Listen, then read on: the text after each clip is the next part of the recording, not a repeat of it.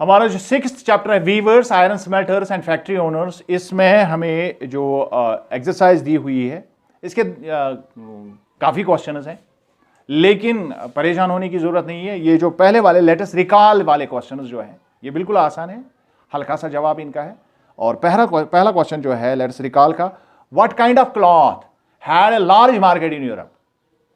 किस तरह के क्लॉथ का जो है यूरोप में बहुत बड़ा मार्केट था। और ये जो काइंड्स ऑफ क्लॉथ जो इंडिया से लिए जाते थे, fine quality Indian cotton textile with intricate design, इसके बहुत सारी किस्में आप बयान कर सकते हैं। इसमें आप लिख सकते हैं छिंट की, कालिको की, मुस्लिन की बहुत डिमांड थी यूरोपियन मार्केट में। क्लियर?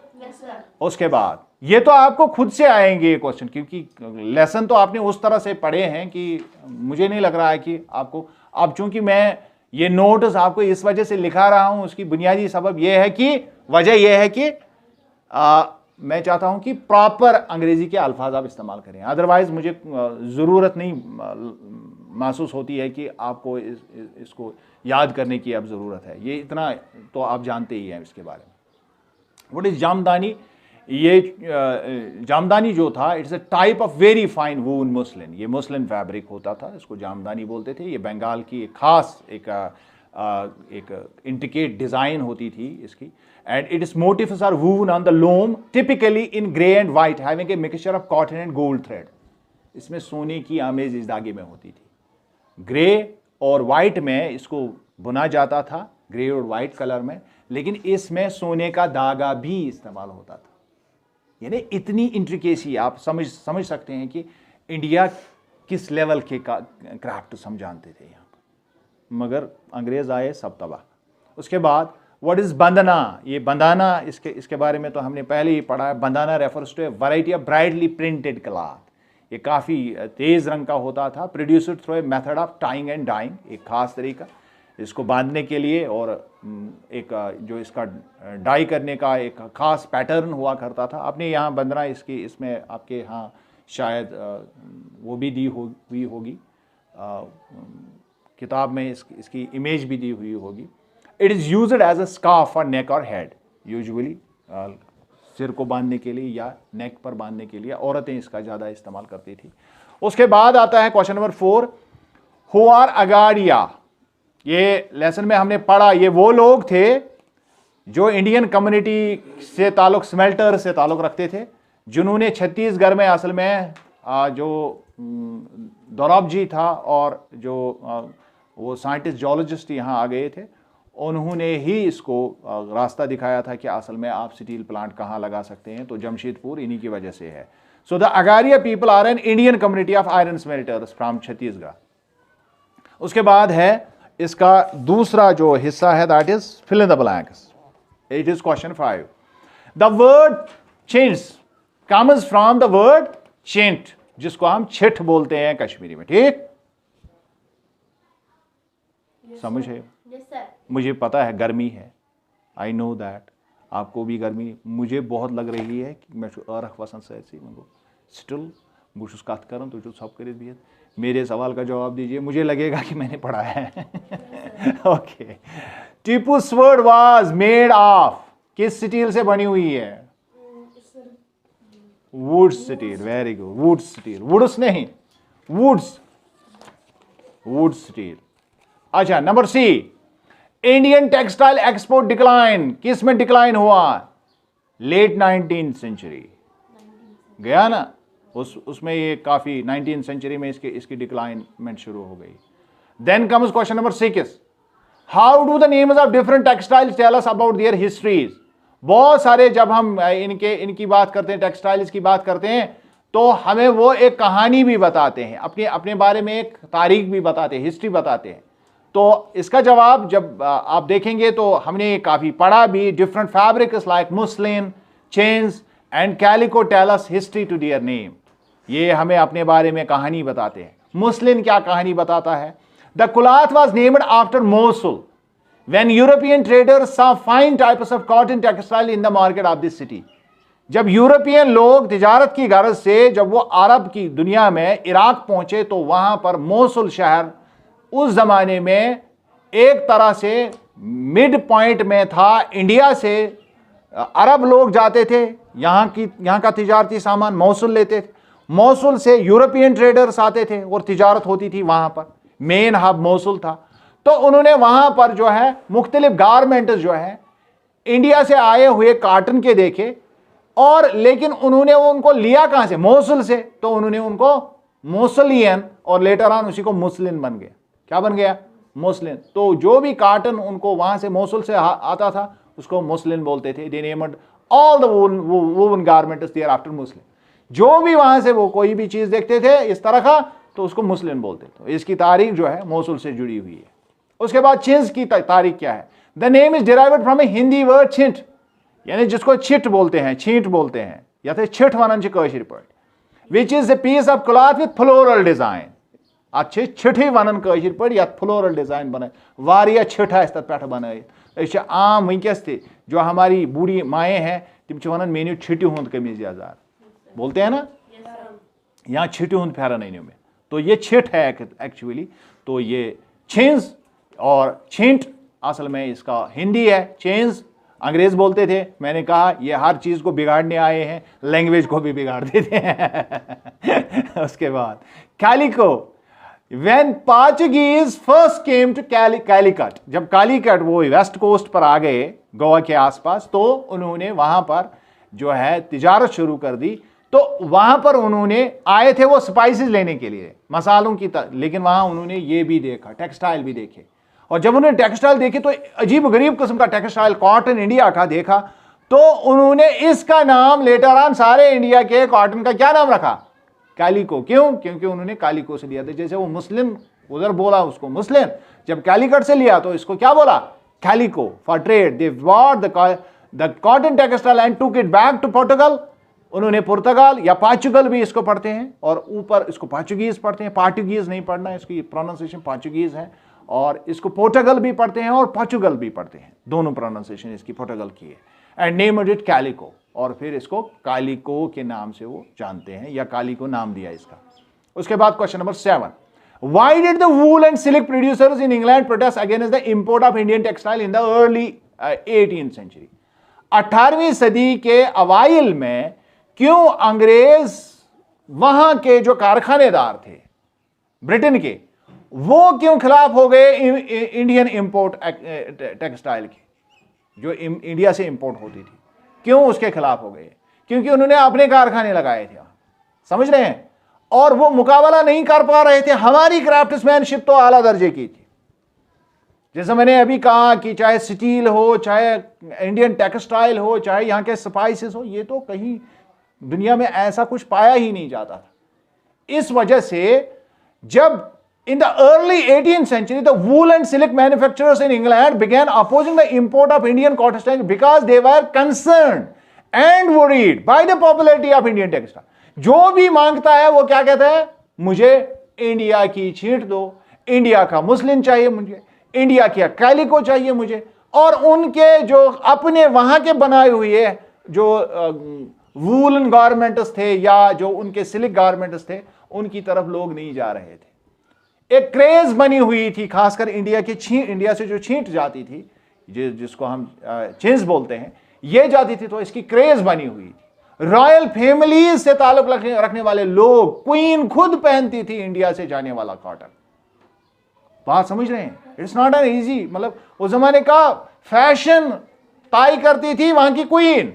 जो वो पहनती थी तो लोग समझते थे कि हम ये पहनेंगे तो कम से कम इसकी बराबरी कर सकते। जैसे आज आप जो है किसी एक्टर या एक्ट्रेसेस को देखते हैं टीवी पर कोई कपड़ा पहने हुए, फिर हम उसी को फॉलो करते हैं। समझ रहे हैं मेरी बात? तो उस जमाने में बादशाह होता था जिसका जो फैशन जो है फॉलो किया जाता था। So they wanted a safe market within the country, so they prevented the entry of Indian textile into it. लिहाजा वो अपने लिए चाहते थे कि मार्केट हमारा जो है हमारे लिए रहे, और उन्होंने बैन कर दिया इंडिया से जाने वाले कॉटन की जो है उसकी एंट्री बैन कर दी। कहां पर? इंग्लैंड में उस पर पाबंदी आयद करवाई। उसके बाद आता है question number 8, how did the development of cotton industries in Britain affect textiles produced in India? जो कॉटन टेक्सटाइल प्रोड्यूसर्स जो इंडिया में थे उन पर क्या असर हुआ? सीधी सी बात है, जब वहां अपनी इंडस्ट्रीज लगी तो यहां के लोगों का कारोबार तो खत्म हो जाएगा ना, उस पर तो बहुत बुरा असर पड़ेगा। The development of cotton industries in Britain affected the textile producers in India very badly, बहुत बुरी तरीके से। जब वहां पर डेवलपमेंट कॉटन इंडस्ट्री की हो गई ब्रिटेन में, तो आप समझ लीजिए कि यहाँ की कॉटन टेक्सटाइल इंडस्ट्रीज का जनाजा निकलना शुरू हो गया। British textile ousted the Indian textile from there traditional market, जो हमारा पुराना रिवायती मार्केट था सदियों से, जहाँ हमारे माल की तिजारत होती थी, उसको निकाल बाहर कर दिया इन्होंने ब्रिटेन की टेक्सटाइल इंडस्ट्री ने। They gave a tough competition to Indian textile in the European, American and African market. Europe से भी हमें निकाला, अमेरिका से भी बहुत टफ टाइम दिया, अफ्रीका में भी, क्योंकि पूरी दुनिया में उन्हीं की चलती थी। हमारे लोगों को टैक्स देना पड़ता था, तब जाके कहीं पर कारोबार कर सकते थे। High import duties in England made it difficult to export textiles from India. और अपने इलाके में इतना ज़्यादा इंपोर्ट ड्यूटी बढ़ाई, इतना टैक्स लगाया कि यहाँ से कोई ले ही नहीं पा रहा था यहाँ की चीज़ें। 10,000 of Indian textile producers went out of employment. अब सवाल तो यही है कि हमारे ट्रेड इन प्रोड्यूसर्स के साथ क्या हुआ? तो उनका कारोबार खत्म हो गया, वो बेरोजगार हो गए बेचारे। 9th question, why did the Indian iron smelting industry decline in the 19th century? अब यही मसला है, हमने जो दूसरे हिस्से में पढ़ा कि जो हमारी आयरन इंडस्ट्री है उसके साथ क्या हुआ। वुड स्टील के बारे में तो हम बहुत जानते हैं, वुड स्टील पूरी दुनिया में धाक बैठी हुई इसकी थी, लेकिन क्या हुआ? The Indian iron smelting industry decline in 19th century due to various reason. उसके बहुत सारे वजूहत, मैंने आपको 3 वजह उस वक्त भी पढ़ाई जब हमने इसको लेसन को पढ़ा। The forest laws and huge forest taxes put Indian smelters into trouble, so they faced the shortage of charcoal an essential ingredient for iron smelting. पहला मसला यह हुआ कि जब नए कवानीन बने और जो उनकी एंट्री रोक दी गई जंगलों में, जहां से वो चारकोल लाते थे, एक खास किस्म का कोयला इसके लिए इस्तेमाल होता है, तो वहां से वो जो है इसका रॉ मटेरियल भी वहां से ही, जंगलों से ही हासिल किया जाता था। तो जब नए कवानीन बने तो काफ़ी टैक्स और पाबंदियां जो है इसने इनकी स्क्रैसिटी पैदा कर दी, इसकी कमी पैदा हो गई। यहाँ पर जो खासकर चारकोल है ये अब उनको मिल नहीं पा रहा था। After the 1950s the British started importing iron from England which also discouraged Indian smelters. दूसरी बात, 1950 के बाद जो है अब बरतानिया से ही अब जो है स्टील बन के आना शुरू हो गया, तो यहाँ के लोग जो है और डिस्करेज हो गए। और उसके बाद the modern iron industries presented the greatest challenge to the local iron smelters. फिर जब टिस्को आया, जो लेटेस्ट मॉडर्न टेक्नोलॉजी यहाँ पर आ गई, तो उसने तो फिर काम ही तमाम कर दिया। And who were not able to compete with the large industries. अब बड़ी इंडस्ट्री, टिस्को जैसी बड़ी इंडस्ट्री का तो वो मुकाबला कहाँ करते, तो फिर तो वो खत्म ही बेचारे हो गए। उसके बाद 10वां question, what problem did the Indian textile industry face in the early years of its development? जब इंडिया में इंडियन टेक्सटाइल जब इंडस्ट्री की बात हम कर रहे हैं, हम ये क्राफ्ट्समैन की बात नहीं कर रहे, उसने पहल कौन से मुश्किलात झेले, कौन से मुश्किलात का सामना किया? The textile industry of India faced many problems in the early years of its development. जब शुरू में यहाँ ये टेक्सटाइल इंडस्ट्री लगी, नई इंडस्ट्री, मॉडर्न इंडस्ट्री लगी, तो शुरू में काफ़ी मुश्किलात इसने झेले।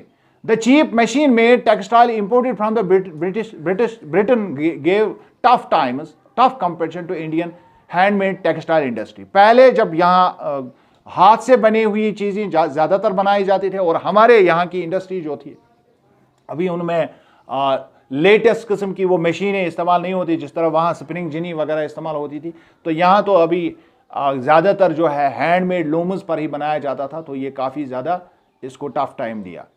The government of most of the European countries protected their local industries by heavy import duties। और हमारी जो यहाँ से जाने वाली चीज़ जो है उसको उस पर import duties लगाई गई, और जहाँ कहीं भी अपना माल हम ले जाते थे तो वहाँ टैक्स लगता था, और किसी भी यूरोपियन कंट्री ने हमें अलाउ नहीं किया, ब्रिटेन ने भी अलाउ नहीं किया। But the British government in India did not provide such a protection to Indian industries. लेकिन जो हमारी इंडस्ट्री यहाँ की थी, हमारी अपनी हुकूमत कोई नहीं थी, यहाँ अंग्रेज हुकूमत कर रहे थे, तो उन्होंने यहाँ किसी बाहर से आने वाले कपड़े पर तो टैक्स नहीं लगाया, लिहाजा हमें यहाँ भी कंपटीशन करना पड़ता था, बाहर भी कंपटीशन। इस तरह से बहुत सारे शुरू में तो काफ़ी मुश्किलात हो गए। Number 11, what helped TISCO expand steel production during the first world war.